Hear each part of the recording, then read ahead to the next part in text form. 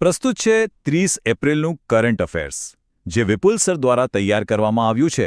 સ્પર્ધાત્મક પરીક્ષાઓની તૈયારી કરતા વિદ્યાર્થી મિત્રો માટે આ માહિતી અત્યંત ઉપયોગી છે. આપ સૌનો સમય ખૂબ જ કિંમતી હોય છે, એટલે આજના સેશનમાં આપણે ખૂબ જ ઝડપથી, સચોટ રીતે અને સ્માર્ટ રીતે આ અગત્યના કરંટ અફેર્સને સમજીશું. તો રાષ્ટ્રીય ઇન્ફ્રાસ્ટ્રક્ચર અને સ્પેસ ડેવલપમેન્ટથી પ્રશ્ન 1. વડાપ્રધાન નરેન્દ્ર મોદીએ ઉત્તર પ્રદેશમાં 594 કિલોમીટર લાંબા કયા એક્સપ્રેસવેનું ઉદ્ઘાટન કર્યું? ઓપ્શન્સ છે: A. Purvanchal expressway, B. Agra expressway, C. Ganga expressway, D. Bundelkhand expressway. સાચો જવાબ છે સી. ગંગા એક્સપ્રેસવે.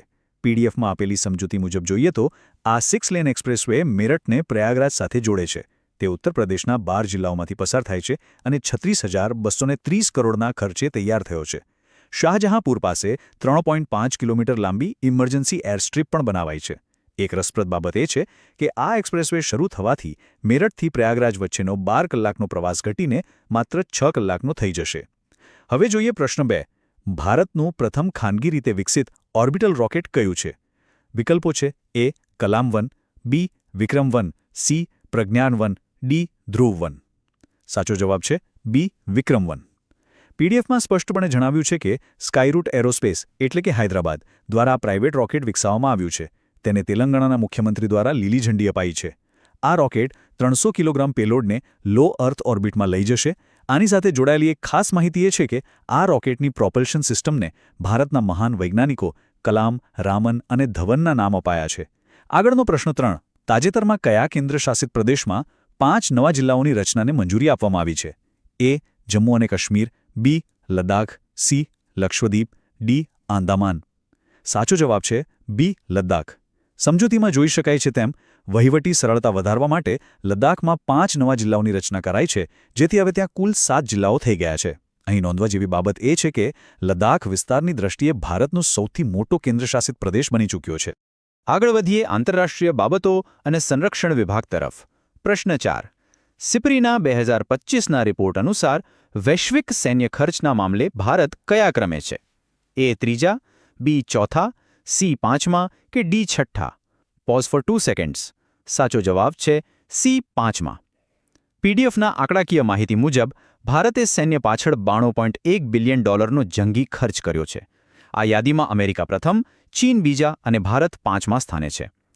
આશ્ચર્યજનક વાત એ છે કે દુનિયાના કુલ સૈન્ય ખર્ચમાંથી 58% ખર્ચ માત્ર આ ટોચના 4 દેશો જ કરે છે. હવે પ્રશ્ન 5. કયા દેશે 1 મે 2026થી ઓપેક અને ઓપેક પ્લસ બંનેમાંથી બહાર નીકળવાની જાહેરાત કરી છે? A. Qatar, B. UAE, C. Saudi Arabia, D. Iran? Pause for 2 seconds. સાચો જવાબ છે બી. યુએઈ. સમજૂતી પર નજર કરીએ તો પોતાની એનર્જી પોલિસી અને તેલ ઉત્પાદન વધારવાની છૂટ મેળવવા યુએઈએ આ ઐતિહાસિક નિર્ણય લીધો છે. અહીં જાણવા જેવું એ છે કે ઓપેકની સ્થાપના 1960માં બગદાદમાં થઈ હતી અને મહત્વની વાત, ભારત તેનું સભ્ય નથી. પ્રશ્ન 6. ભારતની વૈશ્વિક પહેલ આઈએસએ, સીડીઆરઆઈ અને જીબીએમાં તાજેતરમાં કયો દેશ જોડાયો છે? એ.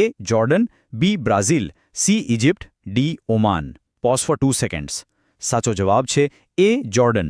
સ્વચ્છ ઉર્જા અને આપત્તિ પ્રતિરોધક માળખો વિકસાવવા માટે જોર્ડને ભારતની આ ત્રણેય અગત્યની આંતરરાષ્ટ્રીય પહેલને સમર્થન આપ્યું છે. ઐતિહાસિક સંદર્ભ જોઈએ તો ભારત અને જોર્ડનના રાજદ્વારી સંબંધોને તાજેતરમાં જ 75 વર્ષ પૂર્ણ થયા છે. અર્થતંત્ર અને બેન્કિંગ ક્ષેત્રના અતિ મહત્વના પ્રશ્નો જોઈ લઈએ. પ્રશ્ન 7. આરબીઆઈ દ્વારા અર્બન કોઓપરેટિવ બેન્કોમાં ગવર્નન્સ સુધારવા કયું મિશન લોન્ચ કરાયું? એ. મિશન જાગૃત, બી. મિશન સક્ષમ, સી.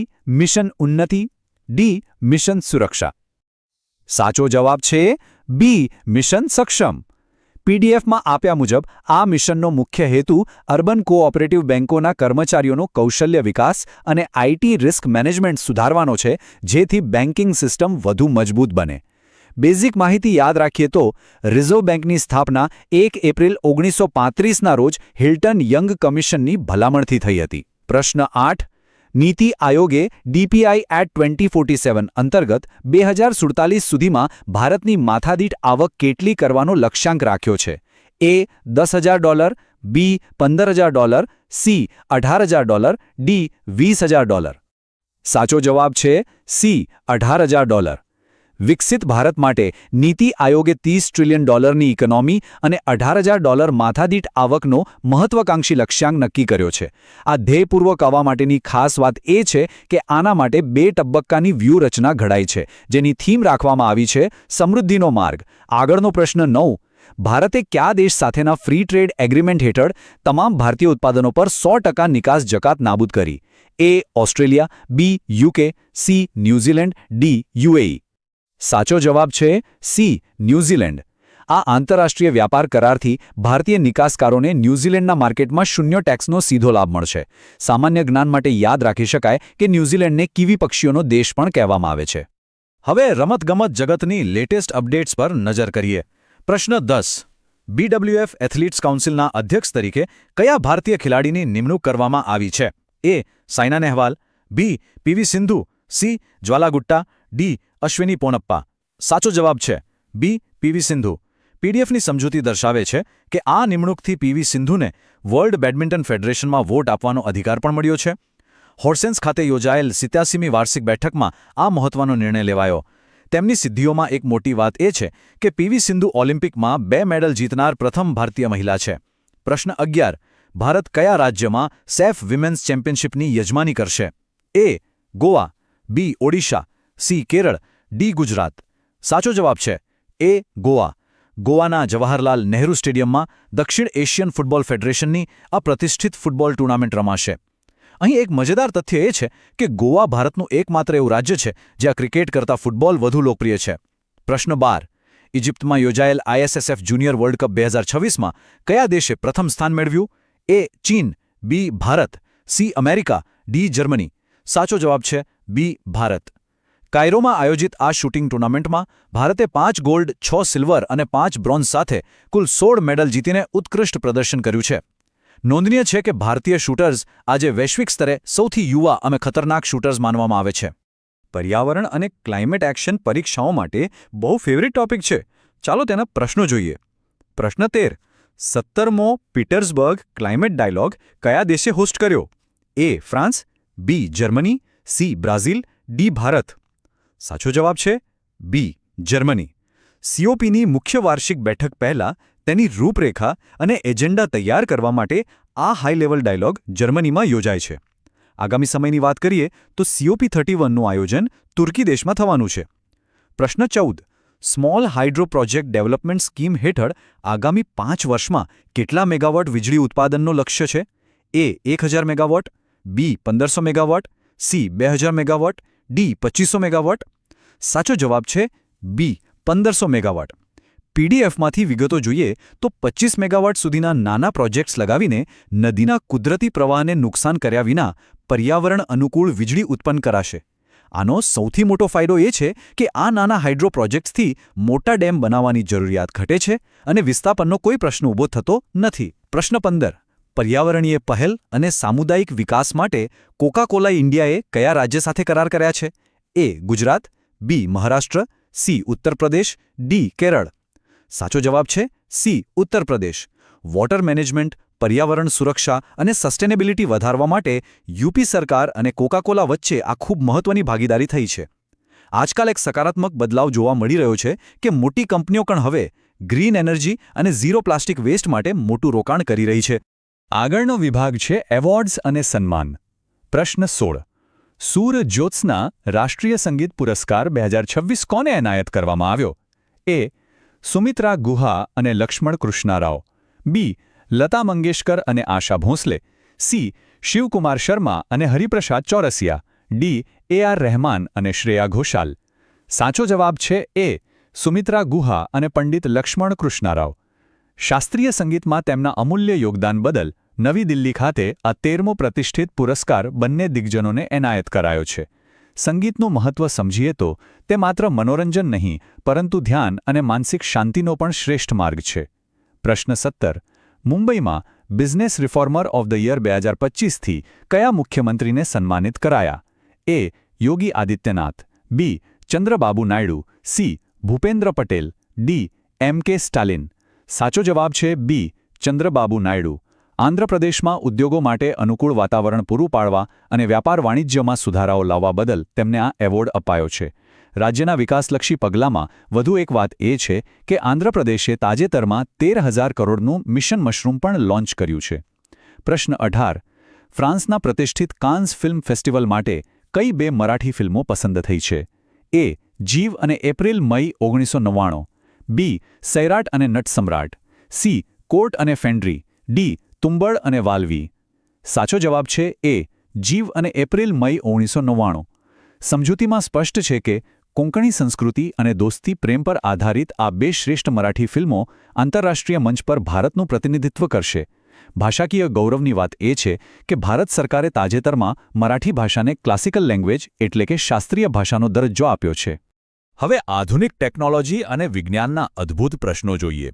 પ્રશ્ન 19. 1 ગીગાવોટનું હાઇપરસ્કેલ એઆઈ ડેટા સેન્ટર કયા શહેરમાં સ્થાપિત થઈ રહ્યું છે? એ.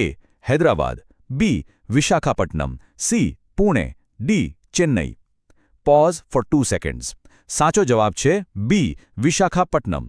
આર્ટિફિશિયલ ઇન્ટેલિજન્સની વધતી માંગને પહોંચી વળવા આંધ્રપ્રદેશના વિશાખાપટ્ટનમમાં ભારતનું સૌથી મોટું ડેટા સેન્ટર અને ગૂગલ ક્લાઉડ એઆઈ હબ બની રહ્યું છે.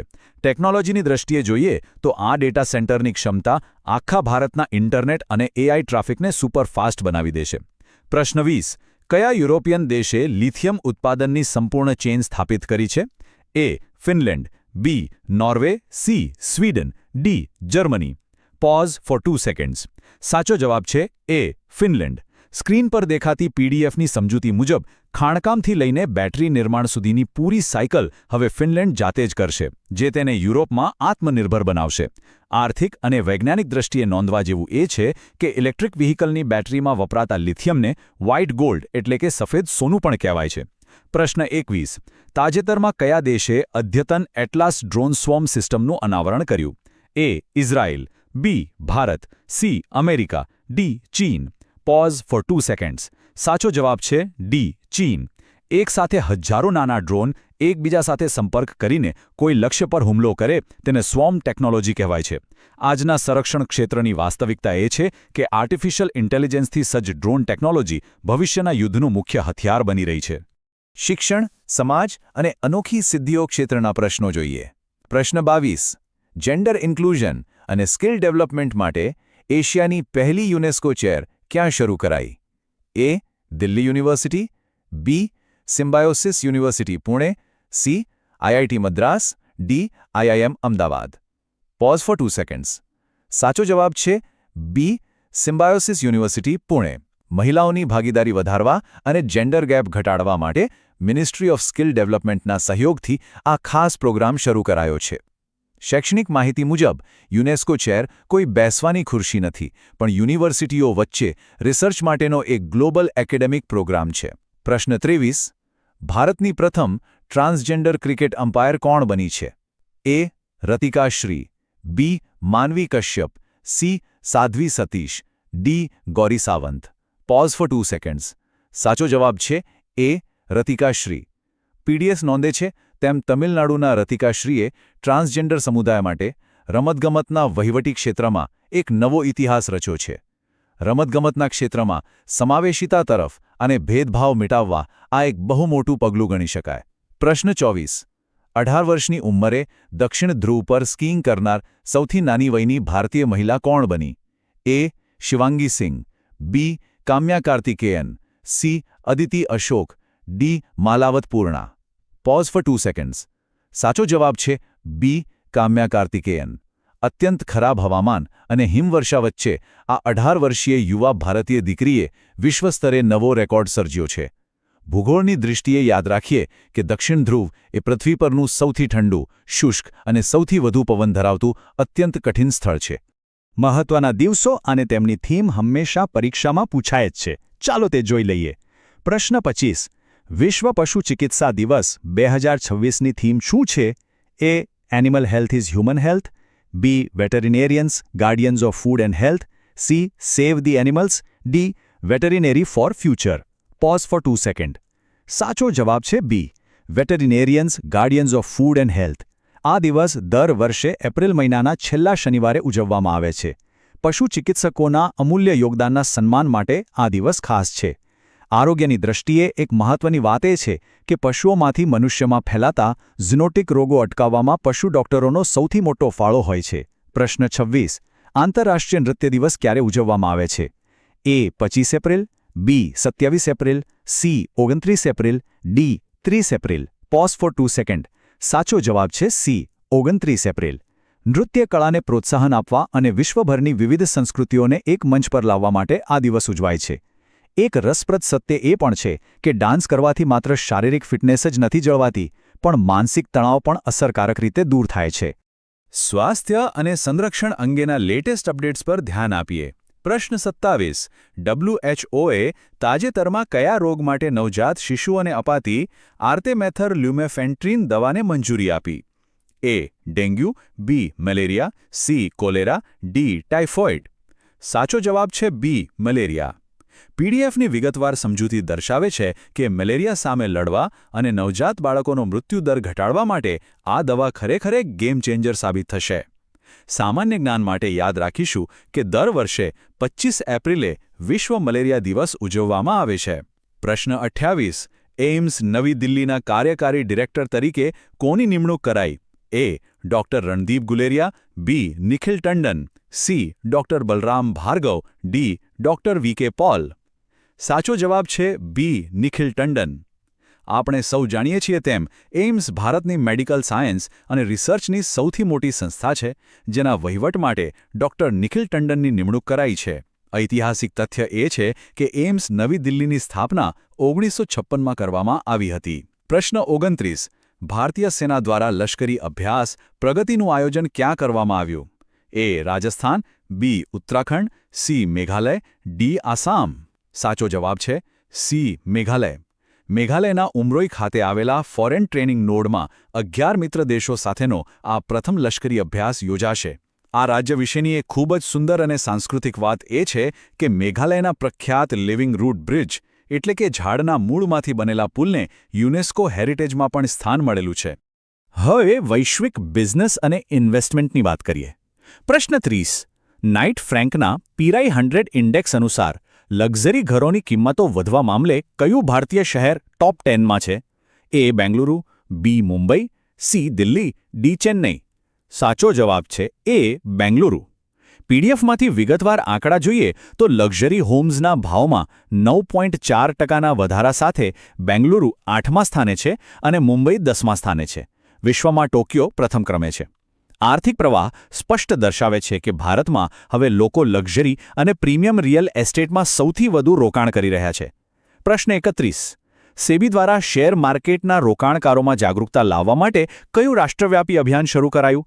એ. મિશન ઇન્વેસ્ટ, બી. મિશન સુરક્ષા, સી. મિશન જાગૃત, ડી. Mission profit. સાચો જવાબ છે સી. મિશન જાગૃત. નાણામંત્રી દ્વારા સેબીના 38 સ્થાપના દિવસને નિમિત્તે ફ્રોડથી બચવા અને સાચું રોકાણ કરવા માટે આ અભિયાન શરૂ કરાયું છે. મૂળભૂત આર્થિક માહિતી પ્રમાણે સેબી એ શેર બજારનું મુખ્ય રેગ્યુલેટર છે જે રોકાણકારોના હિતોનું રક્ષણ કરે છે. પ્રશ્ન 32. OIL અને IOC તાજેતરમાં કયા દેશના ગદામસ બેસિનમાં તેલ અને ગેસના ભંડાર શોધ્યા છે? A. Iraq, B. Libya, C. Oman, D. Syria. સાચો જવાબ છે બી. લિબિયા. આફ્રિકન દેશ લિબિયામાં ભારતીય કંપનીઓએ આ મોટી શોધ કરી છે જેનાથી ભારતની ક્રૂડ ઓઇલ જરૂરિયાતોને ખૂબ મોટો ફાયદો થશે. ભારતની ઊર્જા જરૂરિયાતોનું સત્ય એ છે કે દેશ પોતાની પેટ્રોલિયમની કુલ જરૂરિયાતના 85% અન્ય દેશોમાંથી આયાત કરે છે. અને અંતે પીડીએફમાં આપેલી કેટલીક વિવિધ પણ પરીક્ષા માટે એટલી જ મહત્વની અપડેટ્સ જોઈ લઈએ. પ્રશ્ન 33. નાર્કોટિક્સ કંટ્રોલ બ્યુરોએ ખતરનાક ડ્રગ સ્મગલર સલીમ ડોલાને કયા દેશમાંથી ડિપોર્ટ કરાવ્યો? A. Canada, B. UK, C. Turkey, D. Pakistan. સાચો જવાબ છે સી. તુર્કી. ભારતીય એજન્સીઓએ તુર્કી સરકારના સહયોગથી આ આંતરરાષ્ટ્રીય ઓપરેશન સફળતાપૂર્વક પાર પાડ્યું. ડ્રગ્સ ફ્રી ઇન્ડિયા મિશન હેઠળ અત્યારે એનસીબી ડાર્ક વેબ અને આંતરરાષ્ટ્રીય સિન્ડિકેટ્સનો સફાયો કરી રહી છે. પ્રશ્ન 34. તાજેતરમાં 67,800 વર્ષ જૂની રોક આર્ટ એટલે કે હાથની છાપ કયા દેશની ગુફામાંથી મળી આવી? A. Bharat, B. Indonesia, C. Egypt, D. Spain. સાચો જવાબ છે બી. ઇન્ડોનેશિયા. આ દુનિયાની સૌથી જૂની માનવ આકૃતિઓમાંની એક છે જે માનવ ઉત્ક્રાંતિ અને ઇતિહાસની નવી કડીઓ પૂરી પાડે છે ભારતીય ઇતિહાસના સંદર્ભે યાદ કરી શકાય કે મધ્યપ્રદેશની ભીમબેટકાની ગુફાઓ પણ આદિમાનવના ચિત્રો માટે જગપ્રસિદ્ધ છે અને છેલ્લો પ્રશ્ન તાજેતરમાં નિધન પામેલ ઓલિમ્પિક મેડલ વિજેતા ગુરબખ્શસિંહ ગ્રેવાલ કઈ રમત સાથે જોડાયેલા હતા એ એથ્લેટિક્સ બી હોકી સી કુસ્તી ડી બોક્સિંગ સાચો જવાબ છે બી હોકી સમજૂતીમાં જોઈ શકીએ છીએ તેમ પંજાબના 84 વર્ષીય ખેલાડી જેમણે 1968ના મેક્સિકો ઓલિમ્પિકમાં બ્રોન્ઝ જીતનાર ભારતીય ટીમમાં મોટો ફાળો આપ્યો હતો ખેલ જગતનો એક અદ્ભુત રેકોર્ડ એ છે કે 1968ના ઓલિમ્પિકમાં પહેલીવાર બે સગા ભાઈઓએ એક સાથે ભારતીય હોકી ટીમમાં રમીને ઇતિહાસ બનાવ્યો હતો અહીં આજના પીડીએફના તમામ 35 પ્રશ્નો પૂરા થાય છે